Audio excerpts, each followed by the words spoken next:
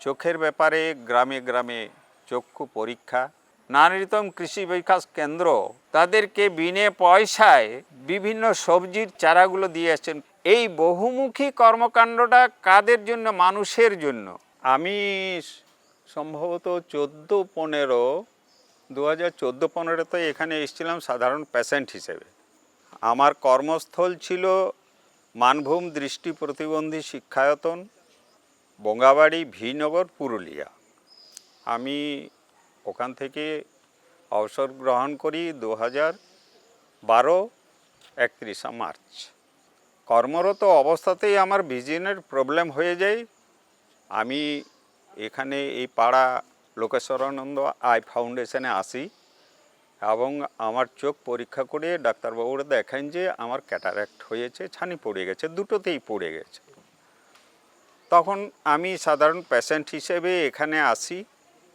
একটা চোখ প্রথমত অপারেশন করি, ডান চোখটা। তখনই আমার সাথে কোনো কারণেই জগন্নাথ বাবুর একটু পরিচয়টা হয়। নেক্সট ইয়ার আবার যখন বাম চোখটা আমি অপারেশন করানোর জন্য এখানে এলাম, তখন আবার সেই পরিচয়টা ধীরে ধীরে আমার সাথে আন্তরিকতায় পরিবর্তন হয়ে গেল। আন্তরিকতায় এসে গেলো, দুজনের মধ্যে বেশ একটা আন্তরিকতা হয়ে গেল। আমি ওনাকে বললাম যে স্যার, এখান থেকে আমাদের ওই প্রত্যন্ত গ্রামে আমার বাড়ি, বললাম যে ওখানে যদি আমাদের আই ক্যাম্প করা হয় তাহলে দুস্থ ফ্যামিলি থেকে যে সমস্ত ব্যক্তিরা ক্ষীণ দৃষ্টি, মানে হয়তো চলাফেরাতে অসুবিধা হচ্ছে, লোক চিনতে অসুবিধে হচ্ছে, তাদের কাজে কর্মে অসুবিধে হচ্ছে, এইগুলো থেকে তারা তাহলে রেহাই পেত। উনি আমার আবেদনটায় সাড়া দিয়ে বললাম ঠিক আছে, উনি বললেন যে হ্যাঁ ঠিক আছে আমরা করব। দিয়ে আমাদের ওখানে প্রায় বেশ কয়েকটা ক্যাম্প উনি করেছেন। উদাহরণস্বরূপ বলতে পারে চাটুমাদারে দুটো হয়েছে, চাটুমাদার হাই স্কুলে একটা হয়েছে, হিজুলিতে হয়েছে, করণডিতে হয়েছে, অনেকগুলো ক্যাম্প করে। এইভাবে ধীরে ধীরে ধীরে ধীরে আমাদের সম্পর্কটা আরও গূঢ় হয়ে গেল। এরপরে জানি না কখন আমি এই নানরিতমের সাথে জড়িয়ে গেলাম। সে সালটা আমার মনে আছে 2016 থেকে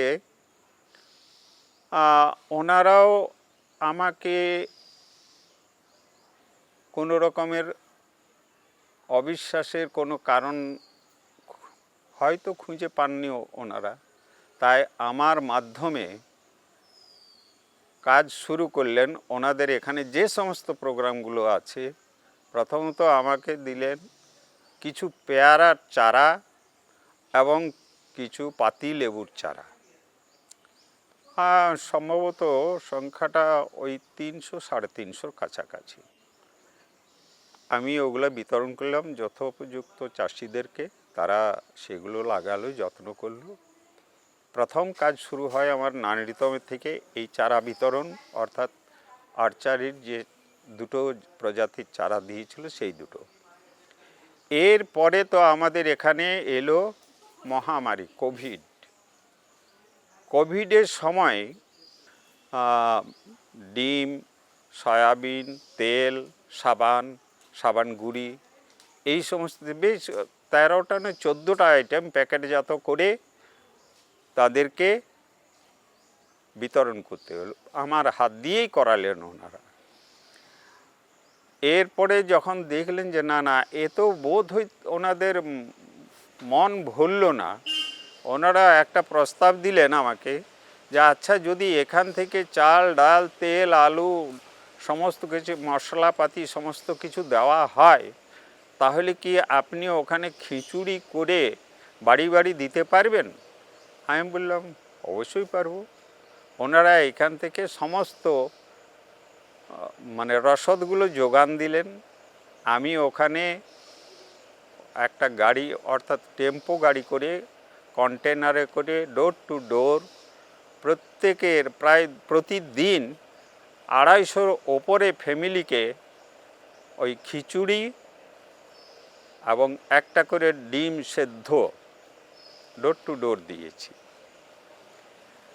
এমনকি তখন যে ক্যালপল বা প্যারাসিটামল পাওয়া দুষ্কর হয়ে যাচ্ছিল আমাদের ওই সমস্ত প্রত্যন্ত এলাকায়, তার জন্য ওনারা মেডিসিন পাঠালেন।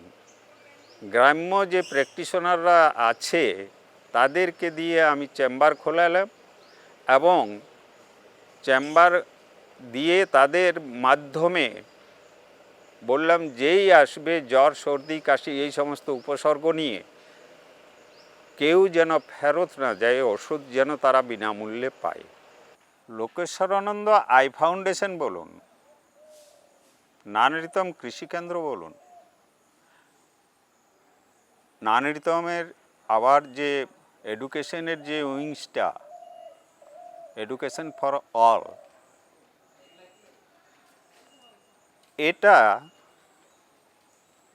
এই সবগুলোই প্রত্যন্ত গ্রামাঞ্চলে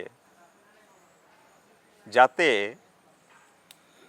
এর প্রতিফলন ঘটে, এর বিস্তৃতি ঘটে, এর জন্য আমার মাধ্যমে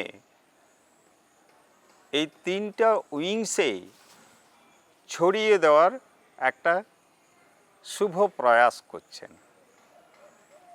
তাতে চোখের ব্যাপারে গ্রামে গ্রামে চক্ষু পরীক্ষা, বিনে পয়সায় ছানি অপারেশন, তার বিনে পয়সায় ওষুধ, চশমা। সেই রকম আবার যে 2 বছরের মহামারীর জন্য আমাদের শিশুদের 2 বছর একটা জেনারেশনের লাইফ থেকে বরবাদ হয়ে গেছে, সেখানে তাদের কিভাবে ব্যাকআপ দেওয়া যায় সেই জন্য যে সত্যি 2টো বই বার করেছেন ওনারা, ওই এডুকেশন ফর অল, এই নানারিতমের যে এডুকেশনের উইংসটা, সত্যি আমি নিজেও পড়ে দেখেছি, অনেকটাই সম্পূর্ণ না হোক অনেকটাই পূরণ হবে। এরপরে আসি আমি এখানের নানরিতমের কৃষি বিকাশ কেন্দ্র। বিভিন্ন গরিব চাষিদেরকে কিভাবে কিছুটা হলেও তাদেরকে উন্নত করা যায়, অর্থাৎ আর্থিকভাবে কিছুটা হলেও সচ্ছল করা যায়, সেটার জন্য বেশ কয়েক বছর ধরে নানরিতম কৃষি বিকাশ কেন্দ্র আমার মাধ্যমে তাদেরকে বিনে পয়সায় বিভিন্ন সবজির চারা, যেমন বেগুন, টমেটো, লঙ্কা, এই চারাগুলো দিয়ে আসছেন, কপি, আর কিছু বীজ,